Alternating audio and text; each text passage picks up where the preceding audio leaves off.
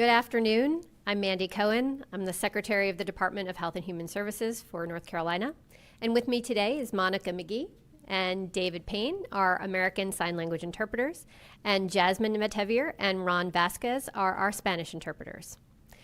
As far as today's numbers, as of this morning, there were 5,637 new cases reported today. 2,101 people are currently hospitalized, and sadly, there have been 5,410 deaths. Today, we hit another devastating milestone, going well beyond 5,000 new cases reported in just 24 hours. This number is alarming. Yesterday, we saw our highest rate yet of the percent of tests that were positive, hitting 11.4%. Our hospitalization numbers are also setting records with now over 2,100 people in the hospital with COVID-19. I am very worried. I know this is a particularly hard time of year to stay home and away from family and friends, yet it is the best way we can take personal responsibility and show our care for them as we fight this global pandemic. Earlier this week, I shared that in just 11 months, COVID has killed more than 3 times the number of North Carolinians as the flu did in the past decade. We must keep working together to protect our loved ones, to make sure our hospitals are there for those who need them, and to save lives. If you are with someone you don't live with, wear a mask and keep your distance. Better yet, limit your social actions as much as possible.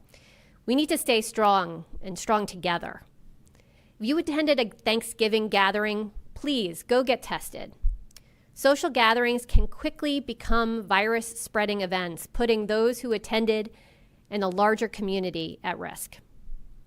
We are so close to having the means to control this virus with a safe and effective vaccine. The Food and Drug Administration and their External Advisory Committee will review 2 vaccines this month. I'm going to take some time today to provide more details about vaccines, both how we got here and what will likely happen in the coming weeks. Although vaccines were developed quickly over the course of this year, corners were not cut. The vaccines were built upon years of work in developing vaccines for similar viruses, such as SARS.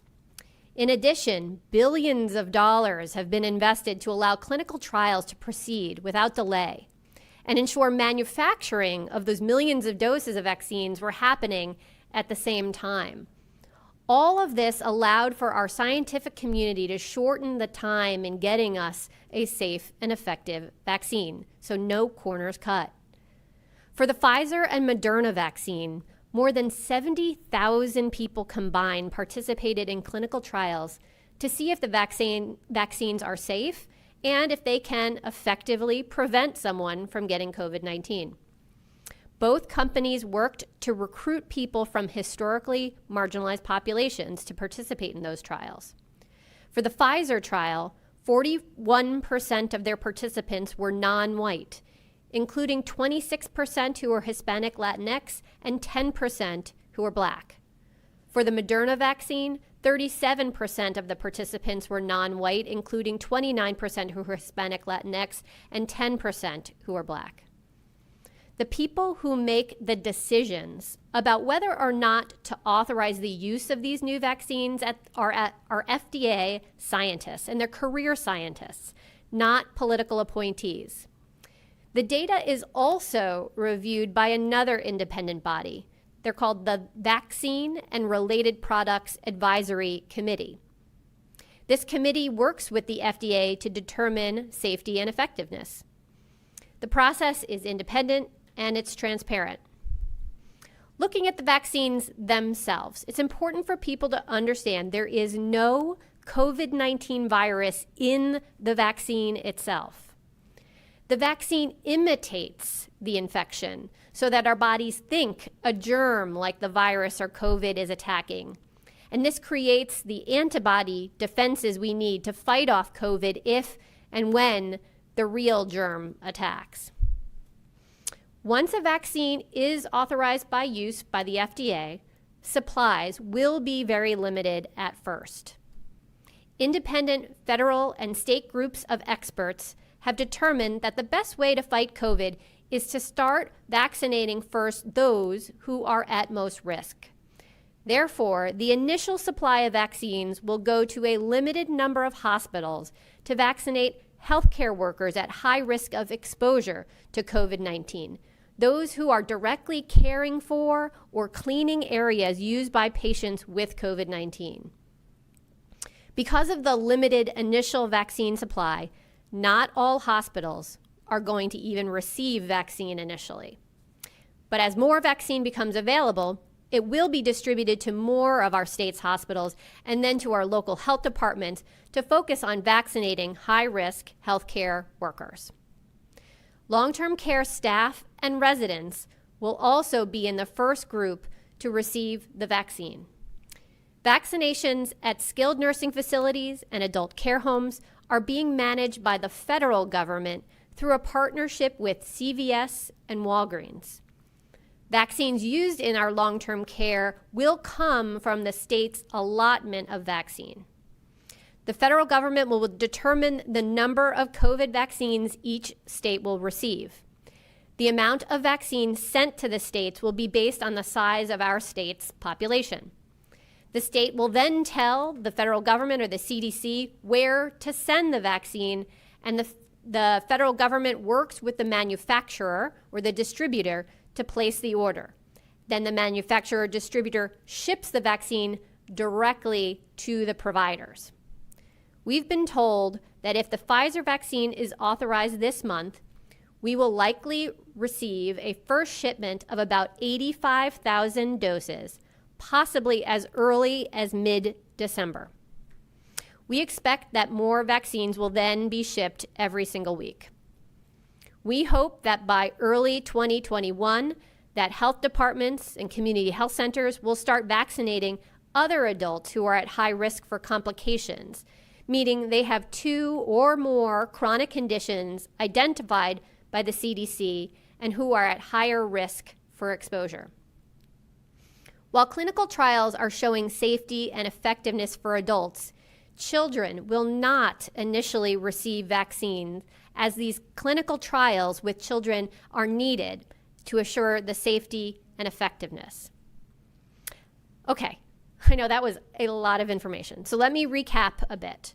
First, COVID-19 vaccines must go through and pass clinical trials like any other drug or vaccine.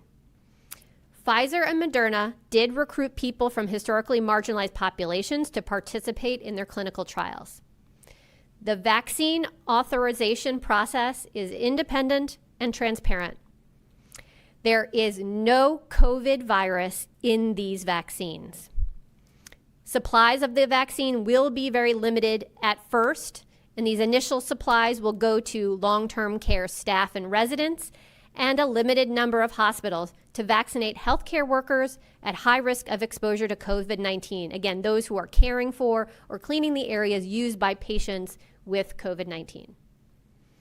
We at the state have been hard at work preparing for this moment, but this is a big. We know there will be bumps in the road administering a vaccination program of this scale. States will need federal support and federal dollars as they undertake such an unprecedented effort. As I said earlier this week, having a safe vaccine within reach is an extraordinary scientific achievement, but it's not a quick fix. It will take several months to have enough supplies that anyone can readily get a vaccine. Until most people are vaccinated, the 3 W's remain our best tool to protect our loved ones, to make sure our hospitals are there for those who need them, and to save lives. Wear a mask, wait 6 feet apart, and wash your hands. Wear, wait, and wash. Okay, with that, I will turn over to your questions. Our first question today is from Hannah Critchfield with North Carolina Health News. Hi, Dr. Cohen. Thank you for taking my message or my question. I wanted to ask you about the distribution plan after it goes from healthcare first responders and into that phase 1B when prison staff and some high-risk prisoners will start receiving the vaccine. I was wondering if you could talk a little bit about the logic behind the decision to vaccinate all staff and then some high-risk prisoners, rather than opting to first prioritize vaccinating all prisoners, just given the rate of spread. And then as a second piece to that, I was wondering if you could talk a little bit about if in that phase 1B, if there are limited doses to the point where you couldn't vaccinate all staff and all high-risk prisoners, how those doses will be prioritized between those two groups. Thank you. Well, thanks for that question. Let me back up and explain the prioritization of how the limited amount of vaccine that we have at first will go. So as I mentioned, we expect that very first week there will be one vaccine available. And that one vaccine we think will likely be the Pfizer vaccine. We think that first week we'll get about 85,000 doses, and we will distribute those 85,000 doses to a number of hospitals. We won't have even enough to get it to every single one of our hospitals. It'll be a limited number of hospitals. So we'll distribute those 85,000 doses, and the hospital will then be vaccinating, again, healthcare workers who are at higher risk of exposure, meaning they're working directly with COVID patients or cleaning the areas for COVID patients. Additionally, we will be allocating, likely starting from our second week of vaccine allocation. So that first week is just healthcare. By the second week, we anticipate we may have vaccine from as many as 2 manufacturers, Moderna and Pfizer. At that point, we anticipate being able to both send to more hospitals as well as start to do the vaccinations in our long-term care settings. We don't have exact numbers of how much vaccine we will have in week 2 and beyond yet, but we are learning more every day and trying to get that information. So we will be starting to vaccinate our long-term care staff and residents as well. And again, we had a number of external advisory bodies who created that prioritization that said we should go with healthcare workers exposed to COVID-19, go with long-term care workers and staff first. Those advisory bodies included the National Academy of Medicine, the advisory board to the Centers for Disease Control, the CDC, that just met this week and created that prioritization. And here in North Carolina, we also had our own vaccine advisory committee that was convened by the Institute of Medicine. So I want to thank all of those experts for weighing in on these priorities. The reason they came up with those priorities is we have a limited number. Where do we want to put those resources first? And we said we want to put it for our healthcare workers who are actually being exposed to COVID, as well as in our long-term care settings. As you know, that has been a place where we have some of our most medically frail folks, as well as difficulty keeping virus out of those congregate settings. When we move on from healthcare worker and long-term care, we move on to other adults with 2 or more chronic conditions. Again, these independent advisory committees said you move to that group next is because they are at highest risk for having a bad outcome from COVID-19. We've talked for many, many months about people who have chronic conditions seeming to have worse impacts from COVID.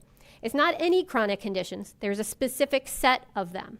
Things like diabetes or heart disease, or underlying lung disease or immunodeficiency, problems with your immune system. Those are the kinds of chronic diseases. And we know if you have 2 or more of them, it puts you at a lot more risk for having a bad outcome from COVID. So that's the next group we want to get to. So when we think about all of those adults across North Carolina that have 2 or more chronic conditions, we also know that there are certain settings where those adults are that are more risky.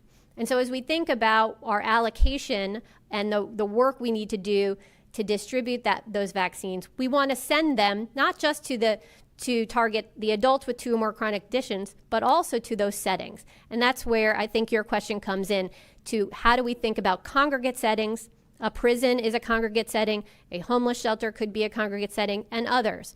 And we certainly do want to go to those settings, but we are going to target those adults with 2 or more chronic conditions first because they are at highest risk of severe disease. So again, we are relying on that expertise from those independent panels to go with healthcare workers, long-term care and staff, and then to adults with 2 or more chronic conditions, while we also target them to settings we know are higher risk. So I know that was a long answer, but really want folks to understand how that prioritization works, the fact that we relied on these independent bodies of experts that really all aligned on how that prioritization should work, and we were going to be following their recommendations. Thank you. Our next question is from Brian Anderson with the Associated Press. Hi, Dr. Cohen. Brian Anderson here with the AP. I'll have a follow-up question for you about vaccine distribution, but I've got to ask first about COVID. There's an increase in 82 deaths that were reported yesterday, the most since the start of the pandemic. Cases and hospitalizations are at all-time highs, and for the first time ever, or first time since April, I should say, positivity rates above 10% for 3 consecutive days. And I know you and the governor reduced indoor gathering limits from 25 to 10 ahead of Thanksgiving, and there's some tougher language on mask enforcement, and additional restrictions could be on the table. But my question is, the status quo clearly isn't working. So why the reluctance to impose additional restrictions at the statewide level? Brian, thanks for that question. And you elucidated a lot of the things that we are trying to help folks do in order to slow the spread of this virus.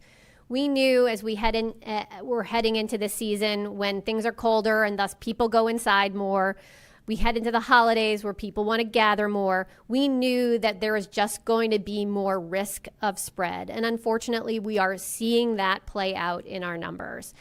We know, though, what to do. We know what prevents this, right? We know the 3 W's work. We know wearing a mask. We know keeping your distance, limiting your interactions with other households, washing your hands, all of that works. So if we were all to follow the things that are currently in place right now, I don't think we needed to do more. But we know that that is hard. We know that we are asking a lot of folks, and it may be possible that we need to go backwards.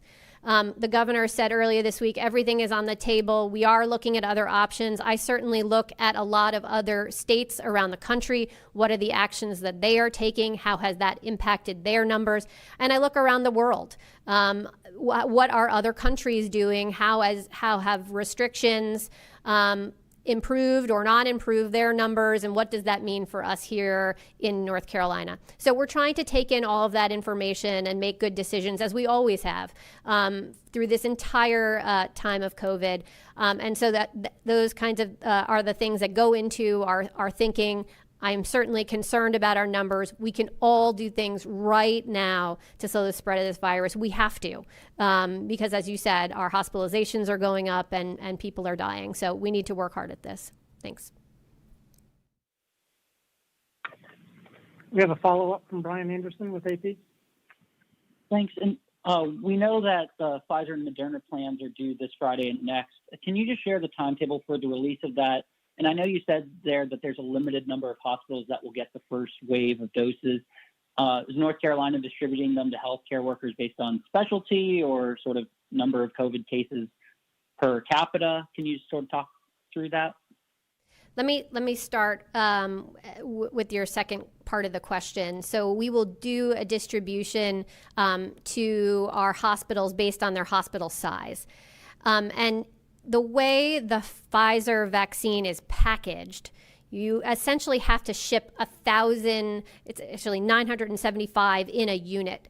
So that's a lot we have to package together. So we can't actually break it down into smaller units and get it to even more hospitals, which is why when we get 85,000 doses, it can only go to so many hospitals. It can't even get to the more than 100 hospitals we have here in our state because, again, they package it 1,000 together. And we certainly don't want to be wasting any vaccine in our early days here. We want to be really efficient with how we get our vaccine out. So it will be to a limited number of hospitals. It'll be based on hospital size, as well as figuring out the population. So that is how the distribution will go. Again, to a limited number of hospitals, generally are larger hospitals. The hospitals themselves will then prioritize vaccination for their staff that work directly with COVID patients. So we're asking them to really be thoughtful about prioritizing to people who work on COVID units, clean COVID units, maybe part of the environmental staff, folks who are in the emergency room, who are taking care of patients where they don't know if they have COVID or not, but have a high risk of exposure. And so I know all of our healthcare teams are going through that work to prioritize that right now. So they will be handling that. As far as your other question about the timeline, we don't know exactly, right? Because the FDA is doing its good, thoughtful work on reviewing the data. That data will then go in front of the independent advisory board for the FDA. That meeting is currently scheduled for the 10th of December, so next week. We believe that after that public advisory meeting, that the FDA will be able to wrap up their work, integrate all of that feedback into what will become an emergency use authorization. It'll authorize use of the vaccine, and it'll tell us for what population it will be authorized for. That will inform who can get vaccinated. There's one more step where an advisory committee for the CDC, it's called the ACIP committee, has to also tell us and give us their recommendations of who is the right population to get that. That is the last step before we are able to take that vaccine and put it into someone's arm. So we are estimating the earliest that could happen is probably around December the 15th. That is what we were planning for at this point. Could be a few days earlier, a few days later, but that is around when we think we will have both the emergency use authorization as well as the recommendation from ACIP, and then we will be able to proceed forward. Thanks, Brian. Our next question is from Tess Bargeber with Fox 8 News. Good afternoon, Secretary Cohen. Tess Bargeber, Fox 8 News. We're hearing from some of our local public health departments, particularly in Forsyth County, that are needing more contact tracers. And they're saying even if they get these contact tracers, they're getting to the point with their case numbers that they know they won't be able to make contact with every single person. I was wondering if there were any new statewide initiatives to provide more contact tracers or any other prioritization efforts when it comes to contact tracing. Yes, thanks for that question. Yes, with a record number of cases, when we put up 5,600 new cases like we are in just 24 hours, there's only so much our teams can keep up with. So we are very much aware of both needing to always recruit more contact tracers, what we do, but we really need to prioritize the work itself. And so actually our team has been working for a number of weeks with our local health departments on ways that we can prioritize that work. We've looked at what other states are doing, the guidance that they have been giving out, learned from some of our other public sector partners, and we are giving more guidance in order to better target that work. We want to make sure that we get as much information from that as possible. Again, it's still really valuable information, but what I think is important for folks to understand is that we have widespread, we have community spread of this virus everywhere in every community in North Carolina. That's why you need to take precautions as if everyone around you has it.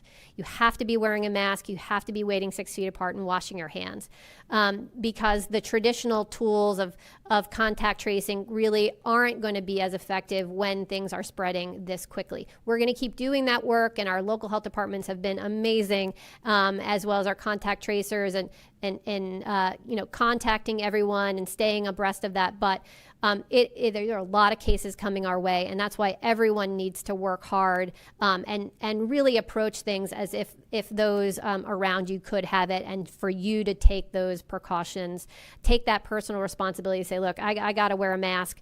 I got to wait 6 feet apart. I'm not going to go to that event. I'm not going to take that risk right now. There's just a lot of virus here in North Carolina. Thanks. We have a follow-up from Tess Bargeber, Fox 8. You mentioned some guidance for public health departments when it comes to contact tracing. Can you be a little bit more specific about what that guidance is and what they're being told? Still under development, and so they're going to be asked to really look at their cases and prioritize some of the work. So still under development as we work with our local health departments. Our next question is from Jody McCreary with CBS 17. Hi, thank you, Dr. Cohen. I wanted to ask about the percent positive metric. I've had questions from viewers about the way it's calculated and the specific numbers that go into it not being public. My question is, how difficult would it be for the state to release those numbers? And in terms of public understanding, what benefit might come along with doing that? Well, thanks for that. As you know, our dashboard has received many awards for the level of transparency and the kind of data that is available on our dashboard. We've worked very hard over the course of this pandemic to make more and more data available, allow it to be downloadable, allow folks to really understand and follow along on the metrics that we use to inform decision making. We'll continue to update that information as we continue to evolve our work. As far as the percent positive, that again is a metric that helps us understand of the total amount of testing that is being done, how many are actually positive. And it does give us a sense of how much viral spread is happening across our state. So an important metric to us. The way it is calculated is based on those labs that are able to report to us electronically. So it is not the whole universe of every single test. We're very clear about that on our dashboard, about the subset of data that we use. It is nearly all, but not all of the testing data. So we do have some limitations on that total universe of data, and then we are able to calculate from the total tests that are done how many of those are positive. Thanks. Our final question today is from Andrew Ballard with Bloomberg News. Hi, Dr. Cohen. Thanks for being here and taking this call. I was wondering if you could go into the cold storage issue a little bit. Do we have enough capacity for shipments that are coming down the road? I saw in the vaccine plan that purchasing ultra cold storage units was not recommended this time because dry ice could be used. Could you kind of go into that a little bit for me, please? Yes, Andrew, great question. So for one of the two vaccines that are under consideration of the FDA, the Pfizer vaccine in particular, is one that requires what everyone's been talking about, which is ultra cold storage. I mean, it can't be in a normal freezer. It has to be even colder than that. For the initial doses, we do have particular sites that can store those over for a longer period of time in ultra cold storage. But you're exactly right, is that the Pfizer company has arranged for dry ice to be available in order to keep it at the appropriate temperatures. So we haven't needed to purchase ultra cold storage facilities or other mechanisms. So Pfizer has taken care of that from a dry ice perspective. And then the Moderna vaccine does just require regular freezer and refrigeration. So it does make it a little bit more mobile and transportable. Thanks for that. I think that was the last question, Andrew, so thanks so much. Again, we went through a lot of information today on vaccines. I know it's a lot. I know that this has been a long year. Everyone has worked really hard to keep the virus level low, and when we see numbers like 5,600 cases in 24 hours, I know it can feel discouraging, but we know what works, and it's the 3 W's. So keep them up, wash your hands, wait 6 feet apart, and importantly, wear that face covering. So whatever your reason, get behind the mask. Thanks so much. Stay well.